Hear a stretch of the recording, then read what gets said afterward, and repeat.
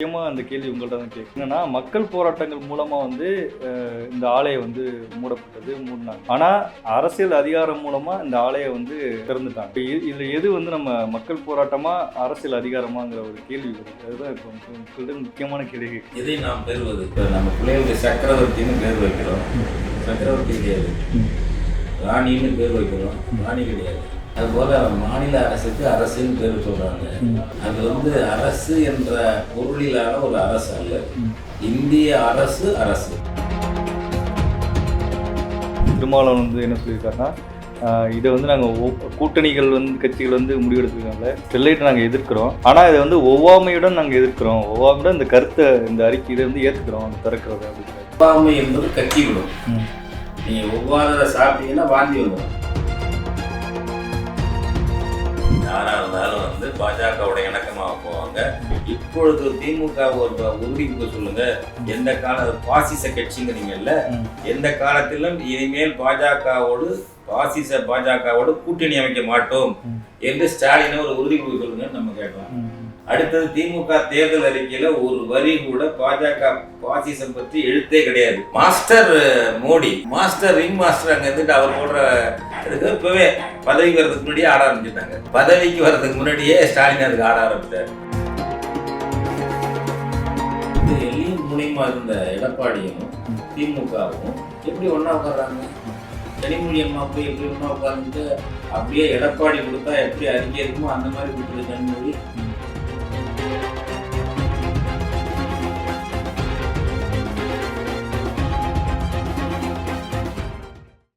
நகரம் வாய்ஸ் நேயர்களுக்கு வணக்கம். இன்றைக்கு திரு மணியரசன் ஐயா அவர்களை சந்தித்து ஸ்டெர்லைட் ஆலை திறக்கப்பட்டது சம்பந்தமாகவும் அதன் பின்னாடி உள்ள அரசியல் பற்றியும் பேச போகிறோம். ஐயா வணக்கம்.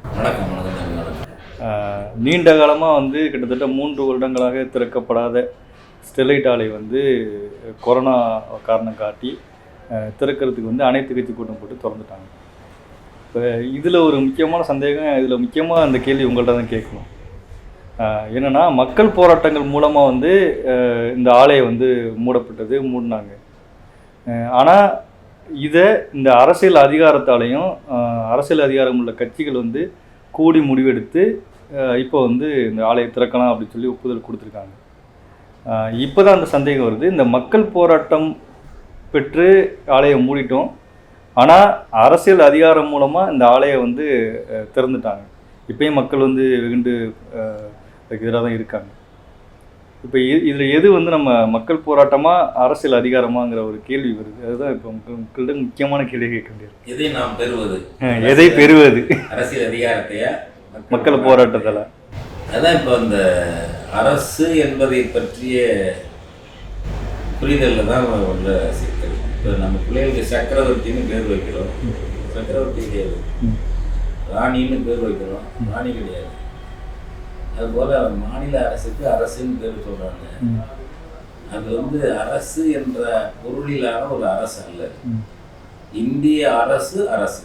அதுக்கு எல்லா அதிகாரமும் இருக்கு, எல்லா இறையாண்மை இருக்கு. அது ஒரு அரசு. தமிழ்நாடு அரசு என்பது வந்து இந்திய அரசின் கையடக்க பதிப்பாக ஒரு கண்காணி நிர்வாகம். அந்த கண்காணி நிர்வாகத்துக்கு அவங்க வந்து ஒரு புகழ் பட்டம் சூட்டி வைக்கிறாங்க. வந்து நீங்கள் அரசுன்னு இருக்கட்டும், அரசு வச்சுருக்கணும் வைக்கிறாங்க. இப்போ இது ஏன் கண்காணின்னு சொல்லணும்னா எல்லாத்தையும் நான் விளக்கிட்டு இல்லை. இப்போ ஒரு குறைந்தபட்சம் ஒரு மாவட்ட நிர்வாகம்னாக்க அதுக்கு ஒரு மாவட்ட ஆட்சியர் இருக்காரு, மாவட்ட காவல்துறை கண்காணிப்பாளர், 2 பேர் முக்கியமான. இந்த 2 நிர்வாகிகளும் யார் கட்டுப்பாட்டில் உள்ளாங்க? இந்திய அரசு கட்டுப்பாட்டில் உள்ளவங்க. IAS IPS. ஆமாம். இந்திய அரசு அவங்க நினைச்சா இதை செய்யாமல் தடுத்துடலாம். இப்போ இந்திய அரசு வாடகைக்கு விட்டுருக்கிறது போல மாநில அரசுகிட்ட விட்டுருக்கு. ஒரு லிமிட்டுக்குள்ள அவங்க செயல்பட முடியும். அதுக்கு மேலே சொந்தமாக வந்து இந்திய அரசை பகைத்து கொண்டு நீ இதை செய்யலாம் அவங்க மேலே வாங்கிட முடியாது. இல்லை, இப்போ இந்த முடிவு எடுத்திருக்கிறது வந்து இந்த அரசியல் அதிகாரம் பொருந்திய முக்கிய கட்சிகள் தானே. கட்சிகள். இந்த கட்சிகள்லாம் யாருன்னா இதில் உண்மை அதான் தான் சொல்ல வந்தேன். இந்திய அரசு தான் இந்த கட்சிகளை இயக்கிறது. இந்திய அரசு தான் இந்த கட்சிகளை ஆளுங்கட்சியான அதிமுகவை இயக்கிறது. நாளைக்கு ஆளப்போவதாக கருதி கொண்டிருக்கின்ற திமுகவை இயக்கி இருக்கிறது. இந்திய அரசுடைய நிர்பந்தம் இதில் பின்னணி இருக்கு. வந்து முரண்பாடு வேண்டாம், நம்ம வந்து நாங்கள் எப்பயே தான் சொன்னோம், திமுக வந்தாலும் தான் நடக்கும், திமுக வந்தாலும் அதிமுக 2 பேரும் செல்லாத நாணயத்தின் 2 பக்கங்கள்னு நான் சொன்னேன். இவங்க என்ன நினைக்கிறாங்க, திமுக என்ன நினைக்கிறாங்கன்னாக்க, நம்ம வந்து ஒரு மத்திய அரசோட மோதல் போக்க வேண்டியதில்லை, இணக்கமாக தான் போகணும். ஏன்னா இணங்கி போனால் தான் நடத்த முடியும், ஏதாவது பண்ண முடியும். அந்த மாதிரி தான் அவங்க நிர்வாக கட்டமைப்பு, அரசு கட்டமைப்பு. ஏன்னா இந்திய அரசுக்கு உட்பட்ட ஒரு நிர்வாக கட்டமைப்பு இது, ஒரு அது கண்காணி நிர்வாக கட்டமைப்பு. அதற்கு மேலே அவங்க ஒன்றும் பண்ண முடியாது. இப்போ இவங்க வந்து இப்போ 2 கட்சியும் ஒன்றா எல்லையும் முனையுமா இருந்த எடப்பாடியும் திமுகவும் எப்படி ஒன்றா உட்கார்றாங்க? கனிமொழி அம்மா போய் எப்படி ஒன்றா உட்காந்துக்கிட்டு அப்படியே எடப்பாடி கொடுத்தா எப்படி அறிக்கை இருக்குமோ அந்த மாதிரி கொடுத்துரு கனிமொழி. இல்லை, அதான் இவங்க வந்து 2 பேருமே எலியும் பூனையுமா வந்து இந்த ஸ்டெர்லைட் ஆலையை வந்து திறக்கக்கூடாதுன்னு இருந்தவங்க. இதில் எப்படி ஒற்றுமையானாங்க? இதுக்கு பின்னாடி மத்திய அரசா இல்லை வேதாந்தா குழுமம்? இந்திய அரசு இருக்கு, இந்திய அரசு கட்டாயப்படுறது. அதை தாண்டி வந்து உச்ச நீதிமன்றத்தில் அந்த பதவி ஓய்வு பெற்ற பொப்புடே தலைமை நீதிபதி வந்து என்ன சரிங்க நீ திறக்கிறியா இல்லை நான் உத்தரவு போட்டோமான்னு வேறு கேட்குறாரு. இப்போ எல்லாம் அதிகாரம் தான் அங்கே டெல்லியில் இருக்கு.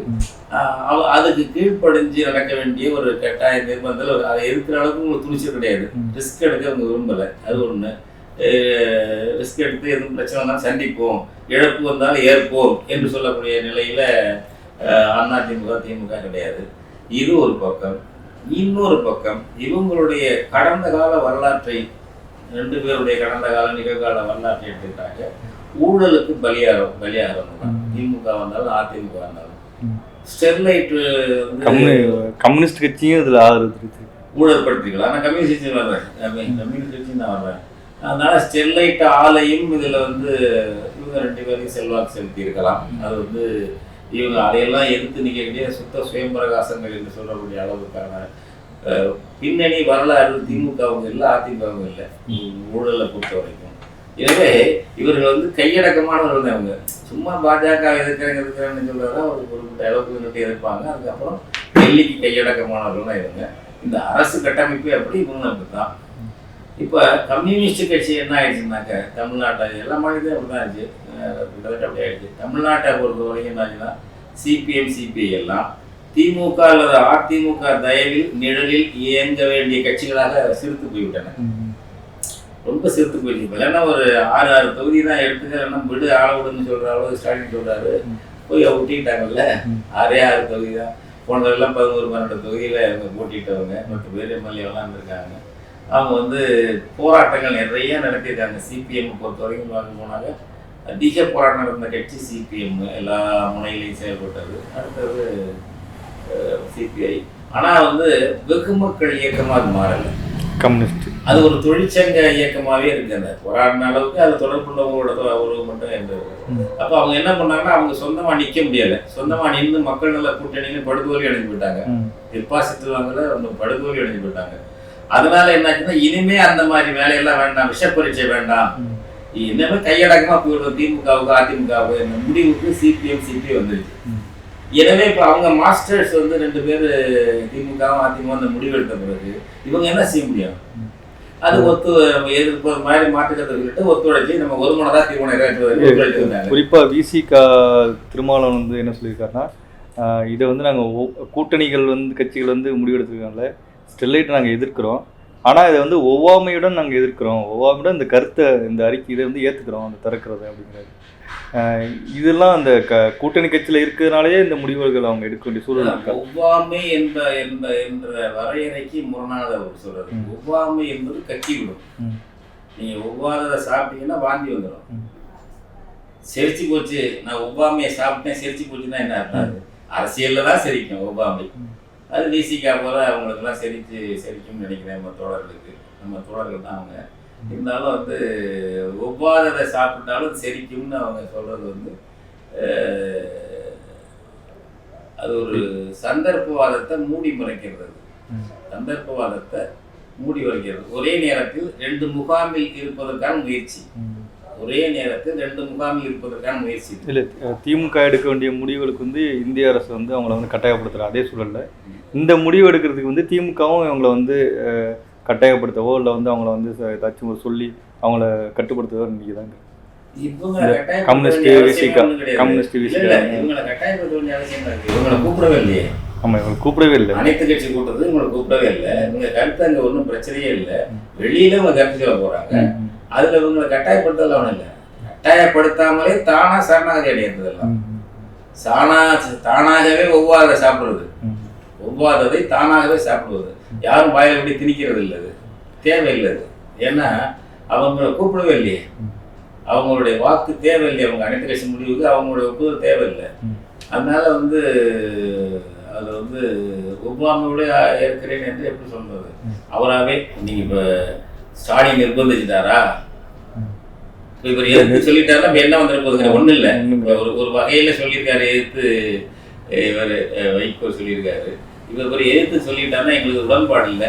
நான் ஒன்னே ஒண்ணுங்க, இப்போ ஒன்றும் விசிகாவுக்கு இதில் எங்களுக்கு உடன்பாடு இல்லை என்று சொன்னா என்ன தப்பு? அந்த சுதந்திரம் கூட இல்லையா? இவர் சொல்லிட்டாருன்னா ஸ்டாலின் என்ன பண்ணி விடுவாருங்கிறேன். விஜய் கொட்டியில ஓட்டு விழுந்து போச்சு. ஓட்டு இனிமே 2 குறைய 3 அதிகப்பட போறதில்ல, குறைய போறதில்ல, கூட போறதில்லை. விழுந்து போச்சு. ஒவ்வொருத்தரும் ஒவ்வொரு தயவுல தான் கூட்டணியில சேர்றீங்க. விசிகாவுடைய தயவு தேவை என்ற அடிப்படையில் திமுக கருணையினால் அல்ல, இவரும் வந்து பெருந்தன்மையினால் அல்ல. விசிகாவும் இவருக்கு திமுக உறவு தேவை, திமுகவுக்கு விசிகா உறவு தேவை என்ற பரஸ்பர லாபம் கருதிதான் 2 கூட்டணி சேர்றாங்க. அது ஓட்டு முடிஞ்சு போச்சு. நீங்க சுயேட்சை அவங்க கருத்து சொன்னா என்ன தப்பு? அப்படின்னா எவ்வளவு தூரம் அவங்க சார்ந்து அப்படியே இதாயிட்டாங்கன்னு பார்த்துங்க. இந்த தற்சார்பு தன்மையை இழந்துட்டாங்களா, தற்சார்பே இல்லையா அப்படிங்கிற கேள்வி இருக்கு. சரிங்க. இப்போ இதில் முக்கியமாக எல்லாரும் வந்து இந்துத்துவவாதிகள் பாஜக தரப்பினர்லாம் என்ன கேட்குறாங்கன்னா, இந்தியாவில் இப்போ கொரோனா 2ஆம் அலை வந்து அதிகரிச்சிருக்கு. இந்த நேரத்தில் ஆக்சிஜன் வந்து அதிகமாக தேவைப்படுற இந்த நேரத்தில் ஸ்டெர்லைட் ஆலை திறந்து ஆக்சிஜன் வந்து உருவாக்குறதுல என்ன தப்பு இருக்குது? இதை ஏன் எதிர்க்கிறீங்க? கண்மூடித்தனமாக ஒரு உயிர் போகிறதுக்கு உதவி பண்ணுறதுக்கான வேலையை செய்கிற ஸ்டெர்லைட்டை ஏன் எதிர்க்கிறீங்கன்னு கேட்குறாங்க. அதான் ஸ்டெர்லைட் ஆலை ஆக்சிஜனை தயார் பண்ணுற, அதாவது மனிதர்களுக்கு தேவையான ஆக்சிஜனை தயார் பண்ணுற தொழிற்சாலை அல்லது அது அவங்களுக்கு எரிபொருள் தேவைக்கான ஒரு ஆக்சிஜன். அது வந்து மருத்துவமனைக்கு ஆக்சிஜன் குழுவை தயார் பண்ண தொழிற்சாலை கிடையாது. எல்லா பெரிய ஹெவி இண்டஸ்ட்ரியில் உலோக தொழிற்சாலைகளில் எல்லாரையும் பிஹெச்எல்ல கூட இருக்குது. ஆக்சிஜன் தயார் பண்ணுறது அவங்களுக்கு எரிபொருள் தேவை, எல்லா இடத்துலையும் இருக்குது எரிபொருள் தேவை. இவனுக்கு அது தேவை. அதை வந்து இவங்க மாடிஃபை பண்ணி தர்றேங்கிறாங்க. இப்போ இந்த இண்டஸ்ட்ரியல் ஆக்சிஜன் என்பதை நாங்கள் வந்து மனிதர்களுக்கு பயன்படுத்தக்கூடிய பிராணவாயுவாக மாற்றி தர்றோம் அப்படிங்கிறாங்க. அப்படி மாத்துறதுக்கே இப்போ என்னன்னா 9 மாதம் ஆகுங்கிறாங்க. இது மாற்றுறதுக்கு சாதாரண இல்லை. 1050 டன் நாங்கள் ஒரு நாளைக்கு சப்ளை பண்ணுறோம். பொய் சொல்கிறோம் பாருங்க. இந்த வேதாந்தா நிறுவனம் அவ்வளோ பொய். 1050 டன் ஒரு நாளைக்கு மெட்ரிக் டன் தான் சார். நான் எல்லாரும் சொல்கிறேன், எக்ஸ்பர்ட் வல்லுநர்கள் எல்லாரும் அது அதிகபட்சம் 45 மெட்ரிக் டன் தான் பெரிய விஷயம்.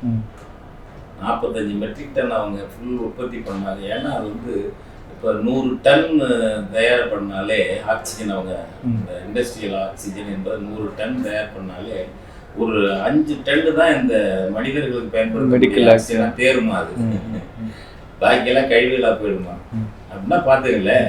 இப்படி இருக்கும்போது இதை திறக்கிறதுக்கு வந்து நீண்ட காலமாக வேதாந்தா வந்து முயற்சி பண்ணியிருந்தாங்க. நீதிமன்றத்தில் மோதி பார்த்தாங்க.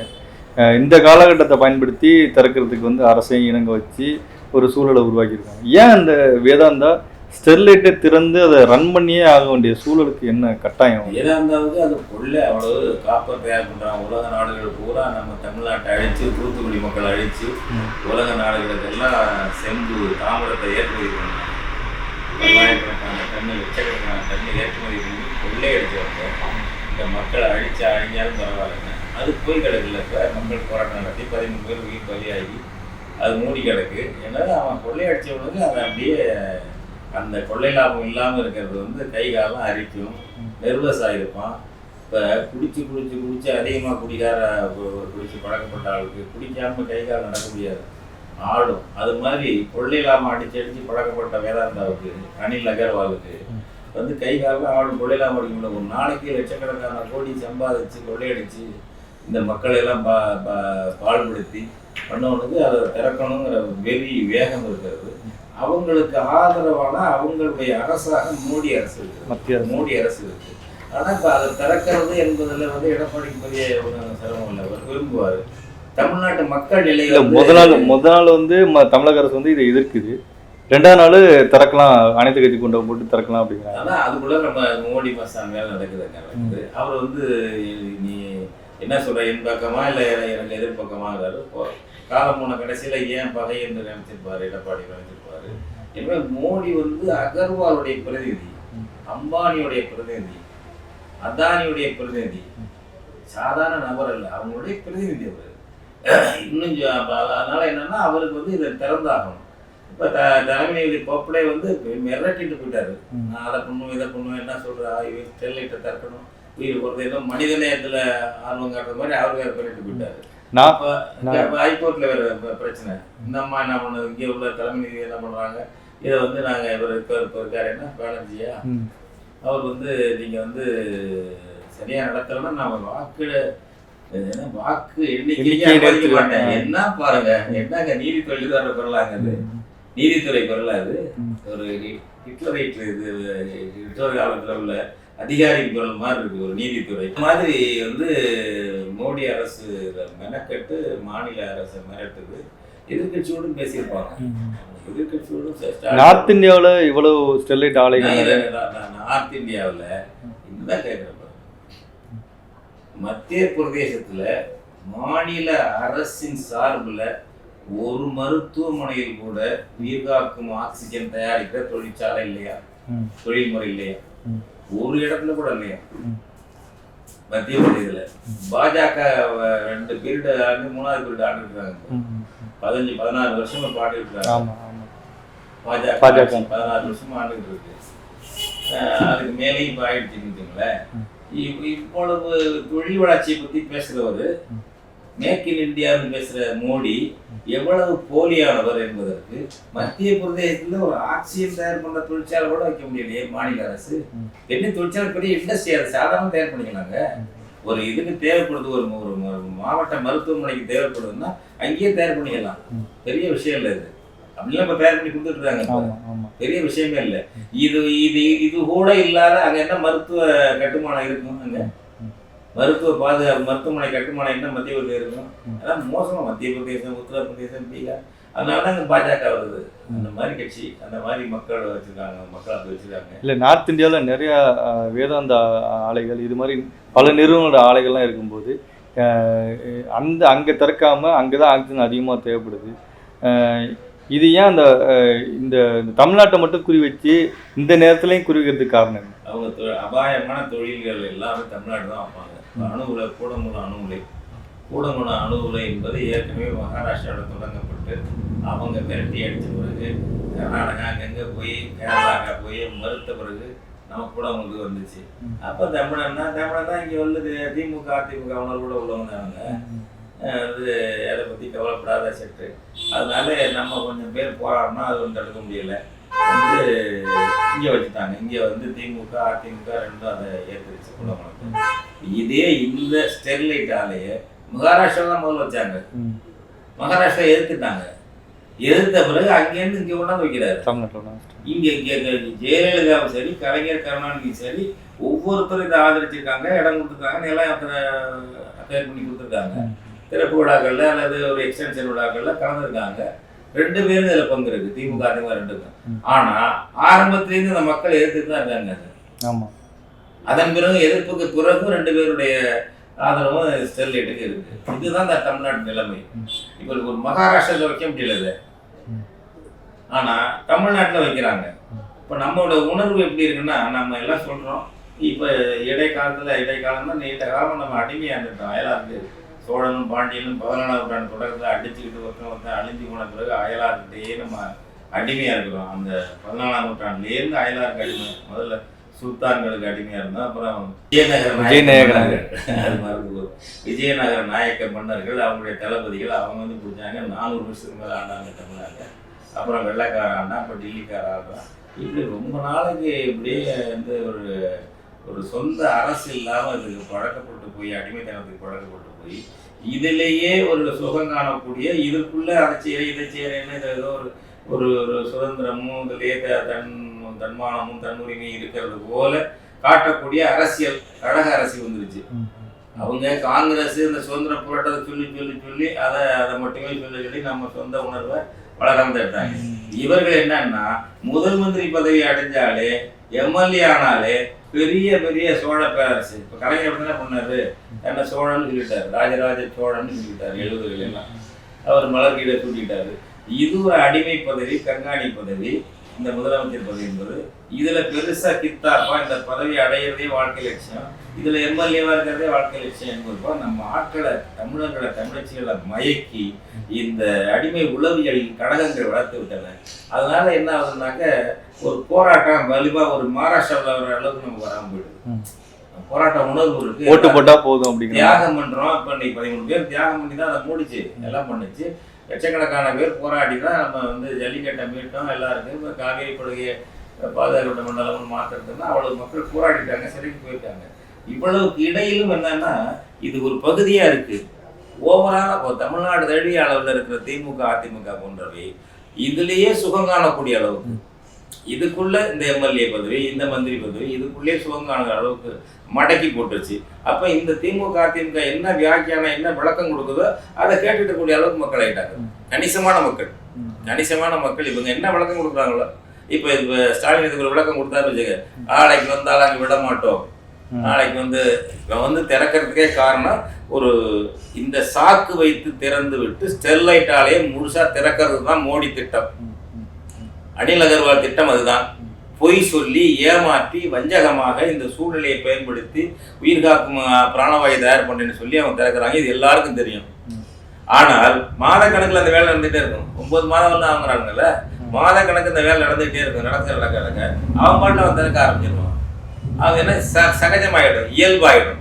இப்படிப்பட்ட உணவுல மழுங்கடிச்சு இன்னைக்கு ஸ்டாலின் நாளைக்கு என்ன பண்ணுறது நியாயப்படுத்தி அப்படி இப்படின்னு அறிக்கை கொடுப்பாரு, நாம இதெல்லாம் செய்யறோம், அப்படி ஒரு தொடர்ந்து திறந்தால் விட மாட்டோம், நமக்கு பதவி பெரிதல்ல உயிர் பெரிதல்லன்னு அவங்க அப்பா மாதிரி ஒரு அறிக்கையை கொடுத்துருவாரு.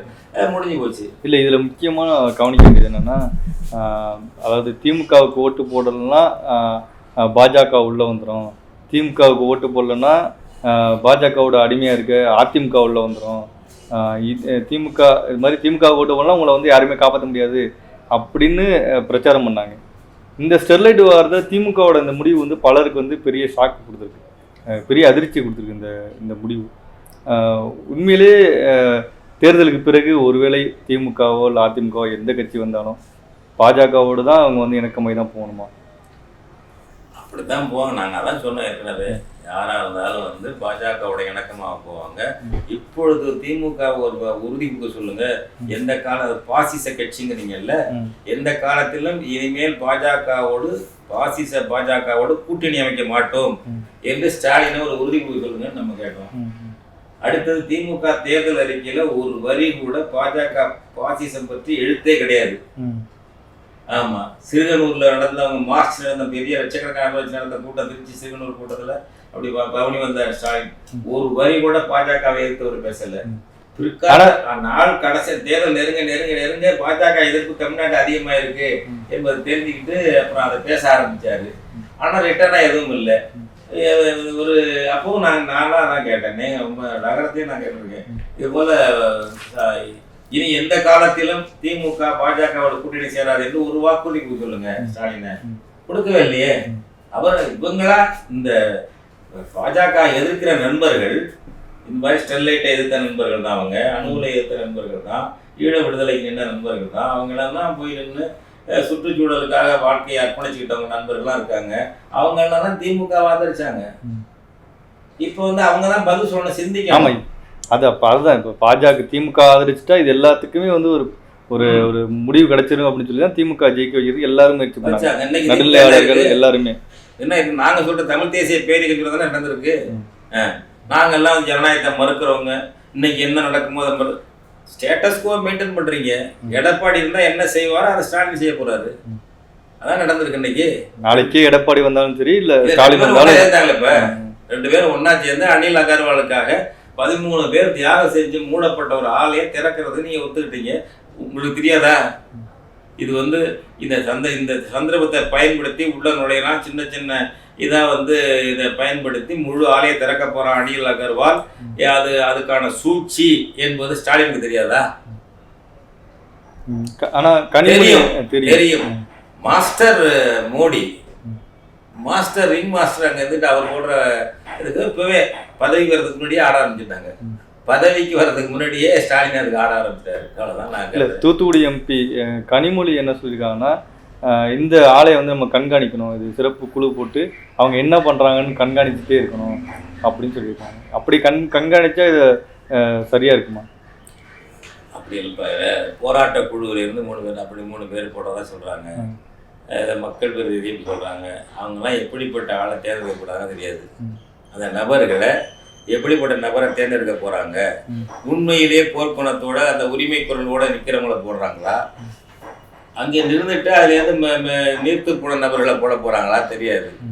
உண்மையிலேயே இப்போ வீராங்கனைகளாக அதில் போட்டால் கூட அவங்க எல்லா நேரத்தையும் அவங்க உள்ள விட மாட்டாங்க.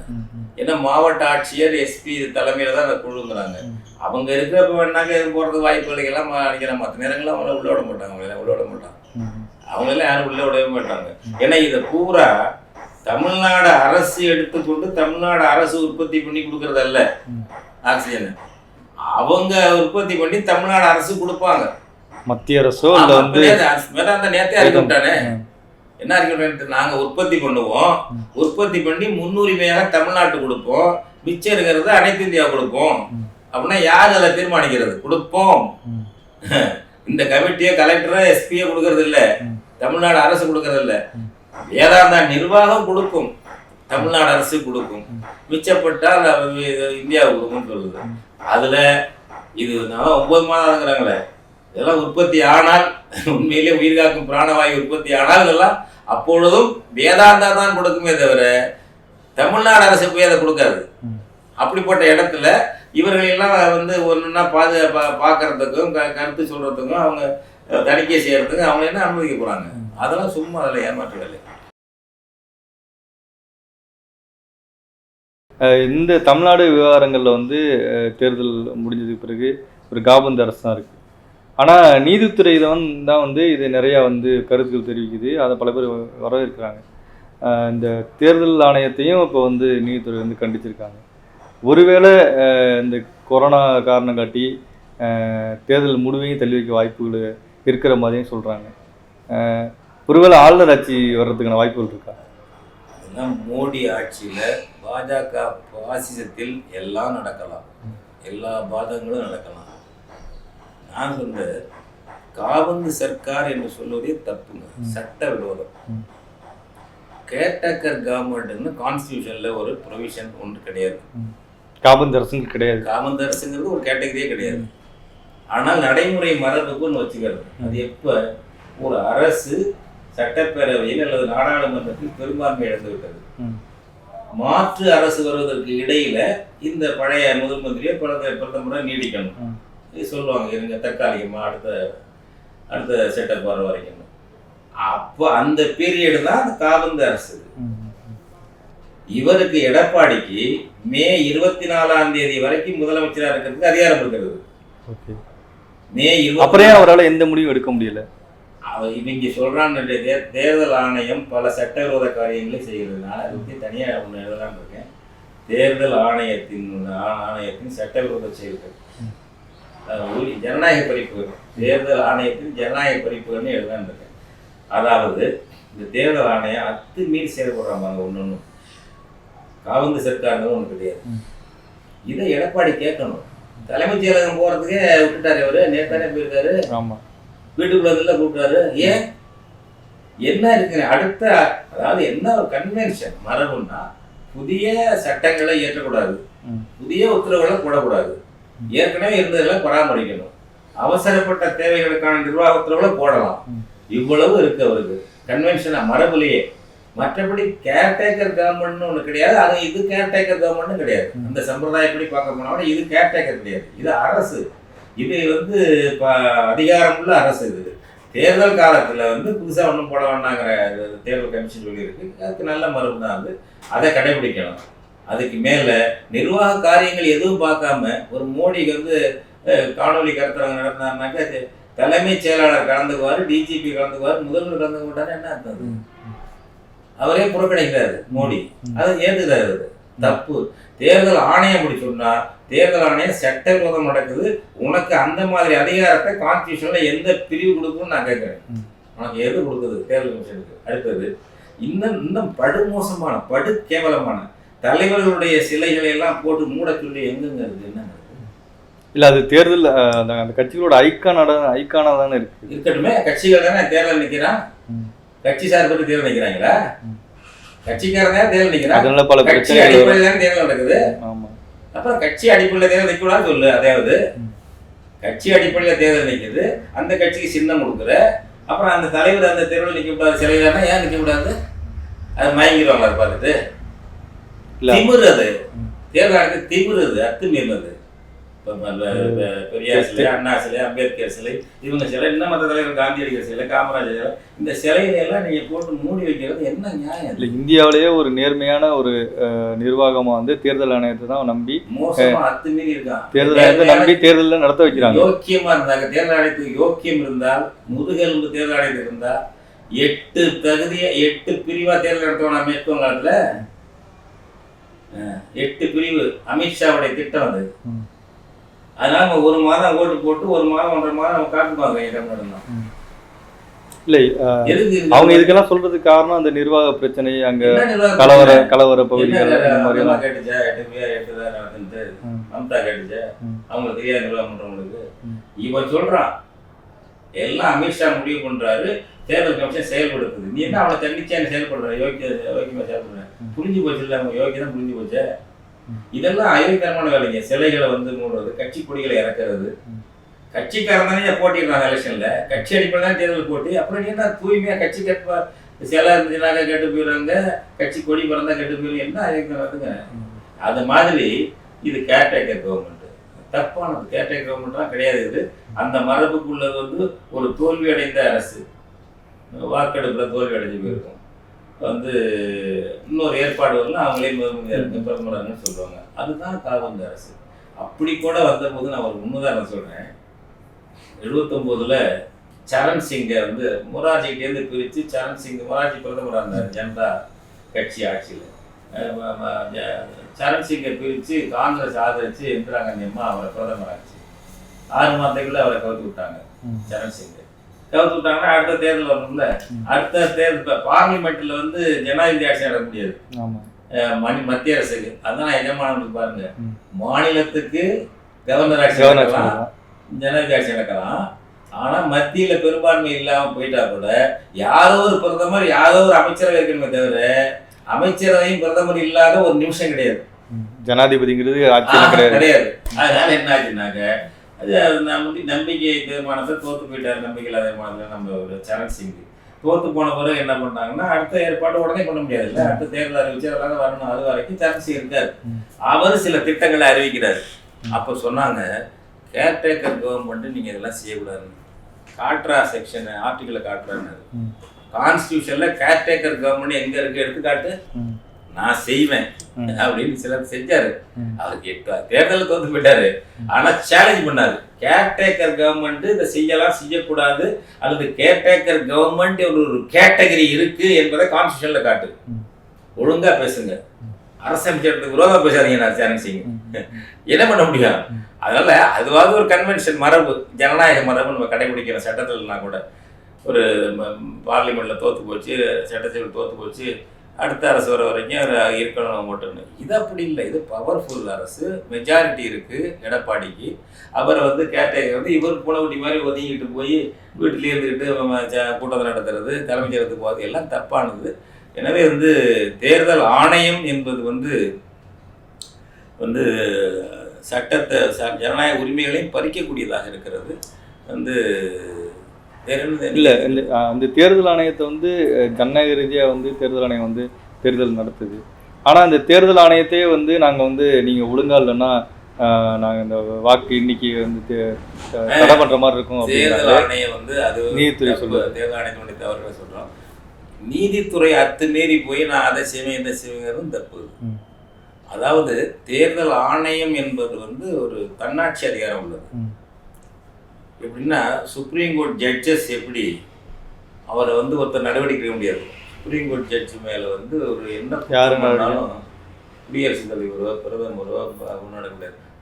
நாடாளுமன்றத்தில் 2/3 ஆஜராகி இருந்து அதில் பெரும்பான்மை இவர் மேலே நடவடிக்கை எடுக்கணும்னு தீர்மானம் போட்டால் தான் முடியும். குடியரசு ஒரு உச்ச நீதிமன்ற நீதிபதி இல்லை. அதே போல்தான் தேர்தல் ஆணையர் மீது, தேர்தல் தலைமை கமிஷன் ஆணையர் மீது யாரும் நடவடிக்கை முடியாது. அவங்க பலவீனத்தினால உட்பட்டு போயிடுறாங்க. பிரதமருக்கு உட்பட்டு போகிறாங்க கேட்குறாங்கன்னா அவன் சொந்த பலவீனத்தில் போகிறது தான் அது. அப்படி உள்ள ஒரு தேர்தல் ஆணையம் அதிகாரம் உள்ளது. ஒரு இந்த நீதிபதிக்கு என்ன தற்சார்பு இருக்கோ, உயர் நீதிமன்ற நீதிபதிக்கு உச்ச நீதிமன்ற நீதிபதிக்கு என்ன தற்சார்பு இருக்கோ அது தேர்தல் ஆணையருக்கு இருக்கு. நீங்க அவரை போய் மிரட்டினாக்க நான் தேர்தல் முடிய வாக்கு எண்ண விட மாட்டேன்னா நீ எப்படி சொல்ல முடியுங்கிறேன். இப்போ இங்கே நம்ம ஊர்ல தலைமை நீதிபதி சொல்றாரு வாக்கு எண்ணிக்கைனா தேர்தல் ஆணையர் முடிவு பண்ணா நீ எப்படி தடுக்க முடியும்? அவங்க ஒரு சாவரின் பவர் இருக்கு, அவங்க அட்டானமஸ் பாடி. அது இது நீ ஒரு அட்டானமஸ் பாடி ஜுடிஷியரி, நீ போய் அதை எப்படி தடுத்துட முடியுங்கிறேன். இல்லை மத்திய அரசுக்கோ இப்போ உள்ள மாநில அரசுக்கோ ஒரு சாதகமான சூழல் இல்லை, சாதகமான ஒரு ரிசல்ட் வரல அப்படிங்கிறதுனால தேர்தல் அந்த மாதிரி தன்னல நோக்கில் துரோக நோக்கில் யாருக்காச்சும் தொண்டு செய்யக்கூடிய விசுவாசம் காட்டக்கூடிய நோக்கில் வேணுமானால் சட்டத்தை வளைத்து கொண்டு தவறாக பயன்படுத்தலாமே தவிர மற்றபடி ஒரு உயர்நீதிமன்றம் வாக்கு எண்ணிக்கை நடத்தக்கூடாதுன்னா சொல்ல முடியாது. உனக்கு என்ன பவர் இருக்கோ அதுதான் தேர்தல் சீஃப் கமிஷனருக்கு இருக்கு. ஏற்கனவே உள்ளாட்சி தேர்தல் வந்து தமிழ்நாட்டில் இது மாதிரி நடக்காம இருந்து பல வருஷங்கள் இல்ல பல வருஷங்கள் யாருமே பதவியில் இல்லாம பல குளறுபடிகள் நடந்துச்சு. இதே போல முதலமைச்சரும் யாருமே இல்லை அப்படிங்கிற ஒரு சூழல் இது மாதிரி தள்ளி வாக்கு எண்ணிக்கை முதலமைச்சர் இல்லைன்னு வராது. டக்குன்னு வந்து மோடியுடைய கவர்னருக்கால ஒரு ரோஹித் நேரடியாக ஆட்சி அப்படி எச் ராஜா தான் மந்திரி. அப்புறம் ஒன்றும் இல்லையே, அது அந்த மாதிரி தான் அவங்களுக்கு வந்துடும். அவங்க ஆட்சியை உடனே அப்புறம் எச் ராஜா கேடி ராகவன் அவங்க ஆட்சியாக நடக்கிறோம். இவ்வளோ நேரம் உங்கள் நேரத்தை எங்களுக்காக சேரட்டும் மிக்க நன்றி. உங்களுக்காக மட்டுமல்ல நம் மக்களுக்காக அனைவருக்குமாக இந்த வாய்ப்பு அளித்ததற்கு உங்களுக்கு நன்றி.